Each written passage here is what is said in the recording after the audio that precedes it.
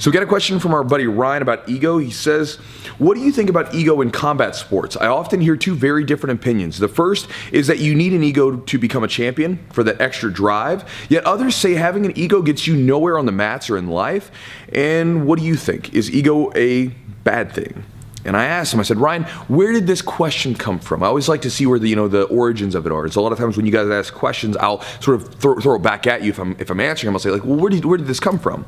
And he says that when he was at the gym the other day, one of the talented blue belts was getting a little full of himself, and as a result, one of the senior members picked him up and was talking to him about it. The blue belt's reply was, my ego is what sets me apart. Now, Ryan says, I don't necessarily agree, disagree with him, but he's wondering sort of, should he be more humble? Like, is it that important? Kind of just wondering a little bit more about the perspective on it. And he says, cheers.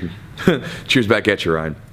So, Ryan, this comes from my experience, my belief, so that's the way that I'm going to share this. When you talk about the ego, first off, let's go back a little bit because, again, you can go off in the weeds with the ego thing. First off, you have an ego, right? A lot of times people say leave your ego at the door, no ego. You don't have a choice. You have an ego, right? Everyone has one because ego is simply, for the simple terms of this video, is essentially your image, your self-image, who you are, right? Your self-image, your self-worth, all these things are wrapped up into this thing.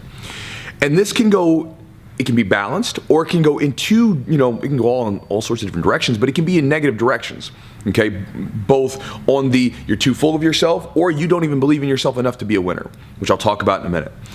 And so with that, for competition sports, you have to have a little bit of an ego because you gotta feel like you can be a winner, right? Because you can't go into a competition, and I'm gonna speak about the competition aspect because I saw that your picture was an MMA fight. So you fought MMA, so I imagine that you're getting into this with this whole idea of getting the right mindset to be a competitor.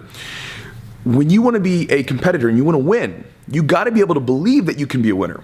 I know that when I first started wrestling in high school, I didn't believe I could be a winner. And it wasn't until I started winning some matches and getting that steam going that I was able to sort of wrap my head around that idea.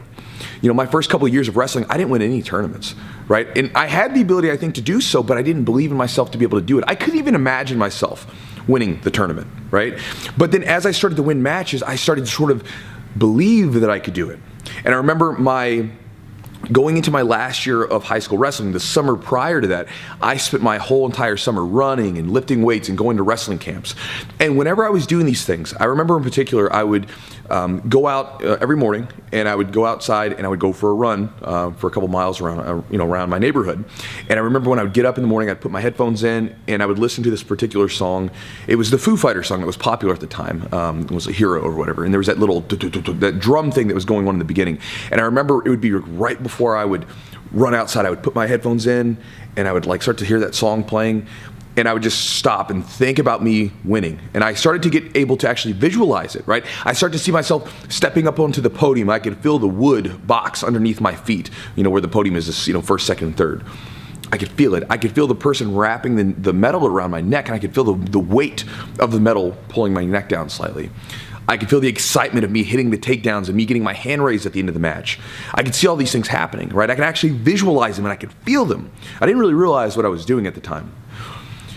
But that next year, I started to win my first tournaments. I started winning tournaments and winning lots of matches because, again, I had wrapped my head around the idea of me being a winner and I could actually visualize it. I could be okay with that. And then when I got into jiu-jitsu again, I sort of pulled back down a little bit. I was still sort of struggling with that self-limiting belief because I felt like I sucked again. But I slowly, again, built everything back up. I started to win matches and eventually win competitions when I began to get to the point where, again, I could visualize it, be okay with being a winner. Then there was a problem. So at one point, my ego was down in the dumps. My sense of self-worth, self-image was down in the dumps. Then it sort of went all the way back into this direction. I started to win tournaments, and then I got to this point where it wasn't any longer that I could be a champion or that I could be a winner or that I was good, I could be good at this thing. It was that I'm good at this thing. I shouldn't lose. I shouldn't lose to you because you're a blue belt or you're a, whatever belt, you're a white belt. I shouldn't lose to you. I should always win these matches. I have to win these matches, right? Because I had to uphold this sort of balanced self-image of myself. I was like, now I'm trying to hold this thing up where I'm this good. And again, because this was masking a lot of, poor self-confidence underneath.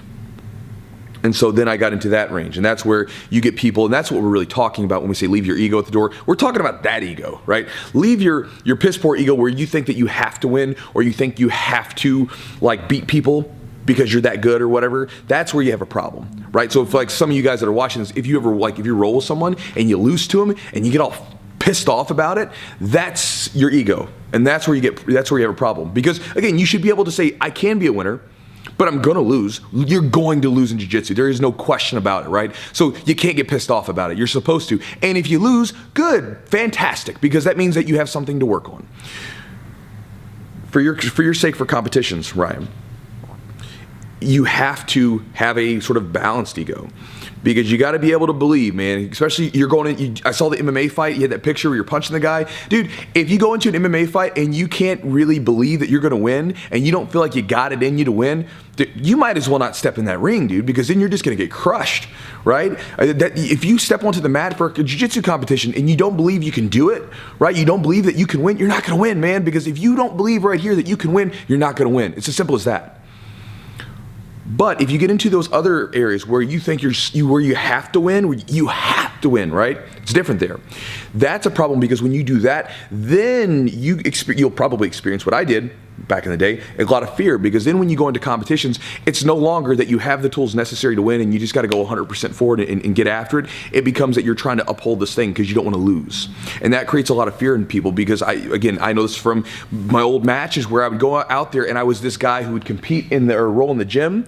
It should have been probably a little slip there. It was pretty much competing in my mind in the gym. But I would train in the gym and I was doing really well. I would be really, really good. But then when I would go to competitions, I wouldn't look like myself. I wasn't as good as I could be, because when I would go compete, I was too worried about losing. I was worried about the outcome and not worried about what I was doing the here and the now. And that was because my ego was jacked up, because I was too clinging to this idea of me being a winner, right? Instead of being able to accept the losses as they come and be able to win. So again, for your sake, for competitions, you need some ego, right? You need to have an ego. You need to have a good self-image. You need to be able to believe that you're a winner. But at the same time, you cannot be so one way or the other, right? Because you need to make sure, again, that you don't go too far this direction where you can't lose. And again, you don't want to be this far where you don't believe you can win. Does it make sense? So, Ryan, I hope that helps, brother. I hope that it helps answer your question. And guys, I'd love to hear your opinions on what do you think? Do you think that you need an ego for training? Do you need a little bit of something to give you that extra drive? Or do you think that you don't need an ego at all? I'd love to hear your questions down in there. You're not your questions, but your opinions down in the comments below. And Ryan, again, thank you for the question, brothers. Good luck to you with your training.